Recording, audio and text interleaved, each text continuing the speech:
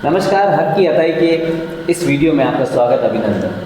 आज हमारे बीच एक शख्सियत है जिनके जोश से आप पहले ही सोशल मीडिया पे परिचित हो चुके हैं, माननीय ओमदान जी। इनको लेकर दो बातें हमें मेरे जहन में तुरंत आई। पहली ये कि कौन कहता है आसमान में सुराग नहीं हो सकता, एक पत्थर तो तबीयत से उछालो यारो। और दूसरी बात कि मजहब नहीं सिखाता आपस में बैर रखना, हिंदी है हम वतन है हिंदुस्तान हमारा। और ये बातें मैंने शुरू में क्यों कही, इसकी नस तक पहुँचेंगे इस वीडियो में, आप ज़रूर देखिएगा अंत तक, क्योंकि ये रील नहीं है, ये रियल स्टोरी है। हमारे साथ में शख्सियत है ओमदान जी, नेताजी आपका पहले तो हमारे हक की अताई के पहले वीडियो में आपका स्वागत, अभिनंदन। सभी को बहुत बहुत नमस्कार, बहुत बहुत धन्यवाद। मैं परिचय दे दूं, मेरे साथ में अगर सिंह जी गोगादेव है, राजनीतिक विश्लेषक है, राजनीतिक जीवन इनका भी काफ़ी अनुभव रहा है। मेरा नाम देवेंद्र जैन है, मैं सोशल मीडिया इन्फ्लुएंसर और पत्रकार प्रैक्टिस कर रहा हूँ। अभी जो आपने बोला कि आपके एक नई ग्राम पंचायत बनी, तो उसका परिचय दीजिए कि वो किन किन गाँवों से अलग होकर बनी और क्या स्थितियाँ रही और आपका क्या भागीदारी रही उस ग्राम पंचायत को बनवाने में।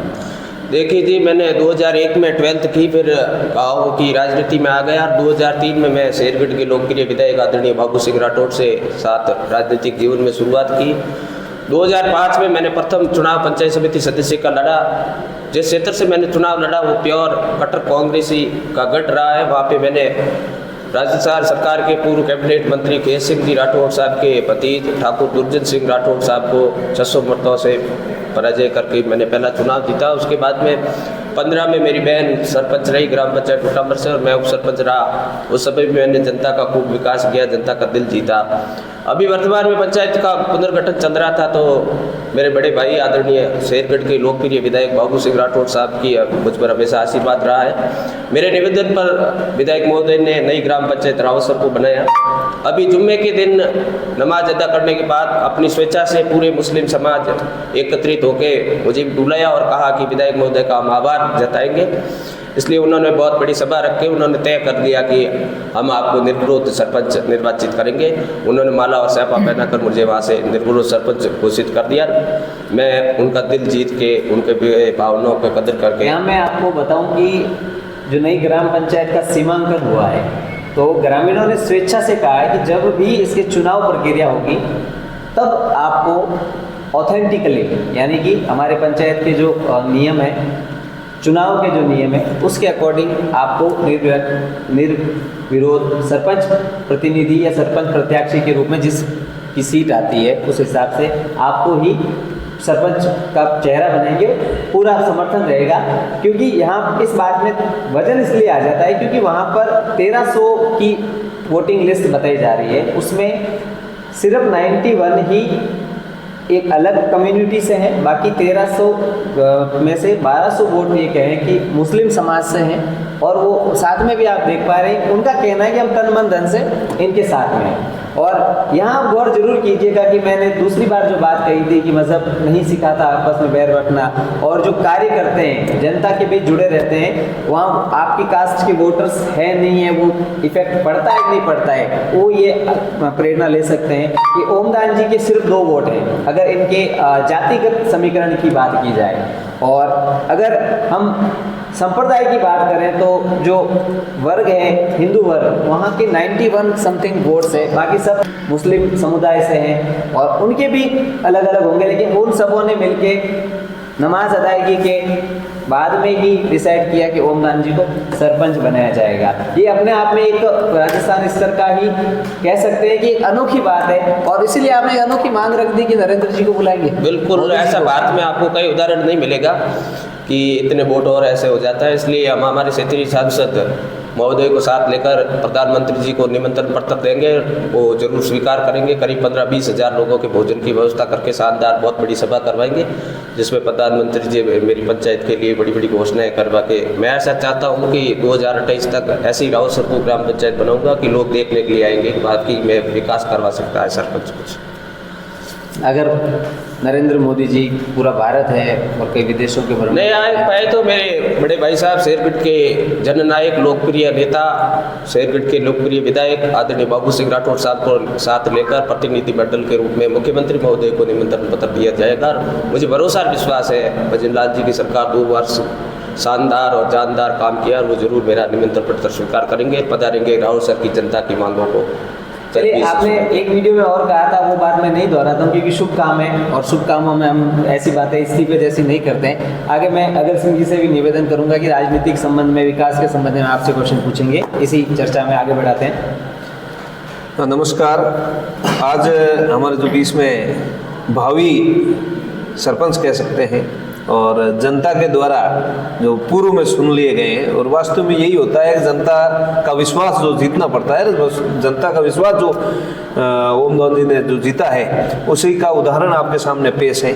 और अपने जनता ने तय कर लिया कि आने वाले चुनाव में जब भी चुनाव होंगे तो ओम दौन जी को ही सरपंच बनाएंगे।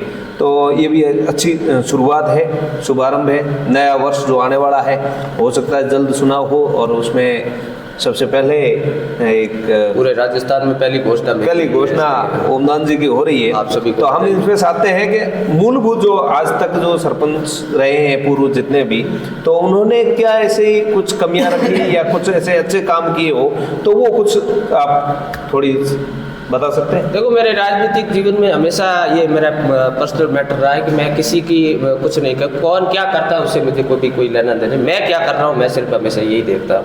सामने वाला कहाँ जा रहा है, क्या कर रहा है, उसकी क्या लेवल है, क्या, मैं उसकी चीज़ों पे ध्यान ही नहीं देता। मेरा एक ही लक्ष्य रहता है, मेरी जनता की सेवा करना, मैं क्या कर रहा हूँ। अभी इस राउत सर में क्या मूलभूत जो सुविधा में जो कमियां हैं वो क्या है अपने गाँव में? देखो, यहाँ शिक्षा के क्षेत्र में 5वीं स्कूल है, अभी पंचायत बन गई तो यहाँ 12वीं की स्कूल हो जाएगी, उसको भी बनाएंगे। पंचायत तो मॉडल पंचायत बताएंगे, सीएम साहब को बुलाकर। सड़कों का काम है वो भी करवाएंगे, लाइट का काम है, रोजगार के काम है, पेड़ पौधों के काम है। यहाँ आपके गांव में मेन पिछड़ा हुआ इलाका है, इसलिए मैं चाहूँगा कि 2028 तक राव सब कुछ चमका के एकदम शानदार ग्राम पंचायत बनाऊंगा, जिससे दूर दराज के लोग देखने के लिए आएंगे वास्तव में कहीं पे कोई सरपंच विकास करा सकता है। आजकल सरपंच चुन लेते हैं, उसके बाद में विकास नहीं होता। मैं उदाहरण दूंगा कि सरपंच बनने के बाद में आप ऐसे काम करा सकते हैं जनता का। इसमें जैसे कि आपने बताया कि भाई कुछ तो मैंने काम किया है, बाकी जनता का दिल जीता है, इसलिए तो आप देखो 1300 वोट समाज के मुझे निर्विरोध सरपंच चुना है। शायद आपको भारत में ऐसा नहीं मिलेगा, पता कर लेना आप सोशल मीडिया पर। राजस्थान में मेरी पंचायत पहली होगी जहाँ इतनी जल्दी, अभी चुनाव आयोग ने तारीख की घोषणा नहीं की, लेकिन मेरे जनता ने मेरा ऐलान कर दिया कि आप हमारे आज से सरपंच हो। तो कुछ तो मैंने दिल जीता है, वहाँ की जनता का काम करता हूँ मैं। हाँ, दिल जीता, तभी जनता ने जो प्यार दिया है उसके लिए बहुत बहुत जनता को भी धन्यवाद। जैसे आपने बता ही दिया क्या समस्या है, जैसे आपका जो ये पंचायत बनी है ग्राम पंचायत, इसमें जो व्यापार की क्या स्रोत है और उसमें क्या बढ़ सकता है कि लोगों को पलायन नहीं करना पड़े दूसरे गांवों में, शहरों में या राजस्थान के बाहर जाकर धंधा व्यापार नहीं करना पड़े? देखो, हमारा प्रयास रहेगा कि हमारे गजेंद्र सिंह शेखावत पर्यटन मंत्री है, हम उनसे भी प्रयास करेंगे, निवेदन करूंगा। जिस तरीके सब में टूरिज्म हब चल रहा है, वैसे भी हमारे रेतीले धोरे है, तो वहाँ धोरा में ऐसा टूरिज्म हब के लिए विशेष बजट घोषणा से सैंक्शन करवा के यहाँ पर भी हम ऐसे होटलें वगैरह, कच्चे झोंपड़ियाँ वगैरह ऐसे बनाऊंगा, ताकि हमारे कार्यकर्ता वहीं पे भी रोजगार ले सके। टूरिज्म डेवलपमेंट होगा, बाहर के लोग आएंगे क्योंकि धोरा धरती है, वहाँ हम कच्चे झोंपड़े कच्चे ऐसे बनाएंगे, कैलूडे वगैरह की, जिससे विदेशी पर्यटक आकर्षक होंगे, वो आएंगे, या रोजगार के साधन उपलब्ध होंगे। चलिए, हमारे साथ में एक बुजुर्ग हैं, क्या नाम है आपका? गफूर खान जी। कॉलर माइक आपको थोड़ा दीजिएगा। गफूर खान जी, क्या उम्र हो गई आपकी? 65 वर्ष हो गए। तो काफ़ी अनुभव है राजनीति के, कभी उतार चढ़ाव देखे होंगे आपने? बहुत देखे। तो ये आपने बोला कि इनको आपने सरपंच साहब चुन लिया? चल लिया सर। अच्छा, हमारा तरफ चल लिया सब पूरे, मतलब 1300 जो वोटर है सब मुसलमान समाज पूरी चल गया। आप एक राय होकर? एक राय होकर। तो आप जब मेरी उम्र से या मेरे से जब छोटे थे तो क्या काम करते थे आप गांव में? व्यापार बकरी को मतलब पशुपालन का था, एवड़ वगैरह, बकरी आप बेचा गए। तो पहले में अब में क्या फ़र्क है पशुपालन में? फर्क अब क्या ना कहीं फर्क, मतलब पहला ठीक होता होगा, अभी ठीक है? पहला ठीक है। तो पहला ठीक होता, हाँ, मतलब किन तरीके में? सस्ती वाड़ा होने वजह से सत्य ठीक है। तो पहले थोड़ी मुलाकात हो रही, फिरता एरिया में मजदूरी करता, 2 रुपये गायों भैंसा बेचता, मजदूरी करता। हमें धंधे में कष्ट नहीं रहे, ठीक है। हमें तो एवड़ चाराने की समस्या हमारी जगह जगह चारा ही नहीं है, सोलर प्लांट वगैरह लग गए, बीमारी घनी है, जानवर मर रहा है, कोई सुविधा है नहीं। पशुओं में बीमारियां बीमारी है, जागरूकता पशु- वही सरपंच साहब हाँ। हम भी इनसे कहेंगे पशुपालन भी एक बहुत बड़ा व्यवसाय है। वहाँ बीमारी चली थी ना गया रही आज भी मैंने पशु डॉक्टर विधायक मंगलम भी हमारे लंबी बीमारी चली थी ज्वाइन कर रहे हैं। क्या कीड़ा पर मरी नहीं था पशुओं का।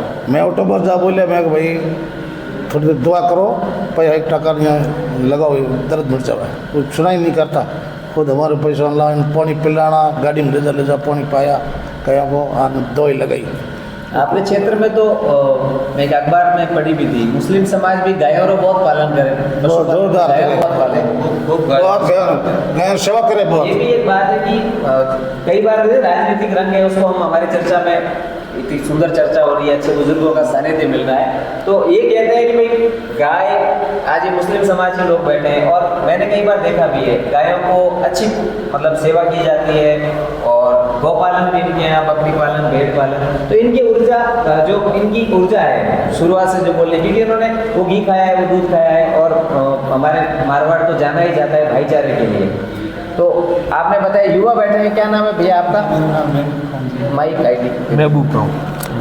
महबूब खां जी क्या करते हो महबूब जी आप? जी मैंने पहले तो पढ़ाई की थी फिर बाद में इसके साथ ही रहता हूँ नेताजी के साथ। नेताजी के साथ में रहते हैं मतलब आप भी राजनीतिक में मतलब समाज सेवा का काम करने का हाँ जी। प्रेरणा है तो युवा भी है इन्होंने भी जैसे इनसे बात हुई उन्होंने कहा कि वो नेताजी के साथ में रहते हैं और जो एक पंचायत बनी है रावत सर नेताजी जैसा सोचते हैं हम चाहते हैं कि हर सरपंच जो उम्मीदवारी लेकर इन चुनावों में उतरे तो वो ये सपना लेकर उतरे कि उनका गांव पूरे क्षेत्र में नहीं पूरे भारत में आदर्श गांव बन सके और ये प्रेरणा आपने दी आपका धन्यवाद। और भी सवाल अगर सिंह जी आपसे पूछेंगे इस पॉडकास्ट में।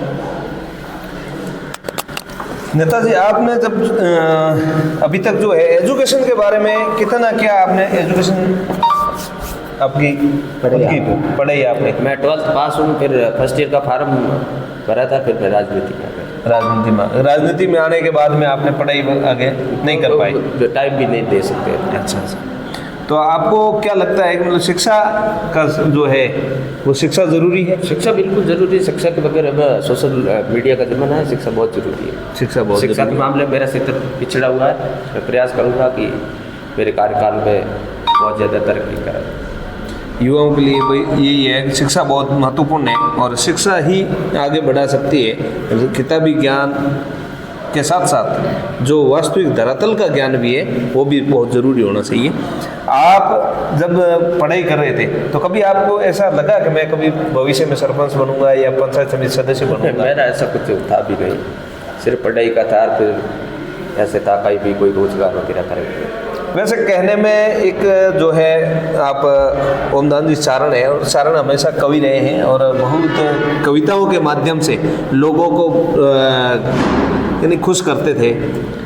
पूर्व में ये ऐसे कई जो कविताएं सुनने को मिलती हैं और वर्तमान में 2 दिन पहले जो आपने एक मीटिंग में एक अपनी बात रखी उस एक बात रखने का अंदाज जो वास्तव में आज सोशल मीडिया पे वायरलिंग हो रहा है वो शेरगढ़ विधानसभा ही नहीं पूरे राजस्थान में एक चर्चा का विषय बना है।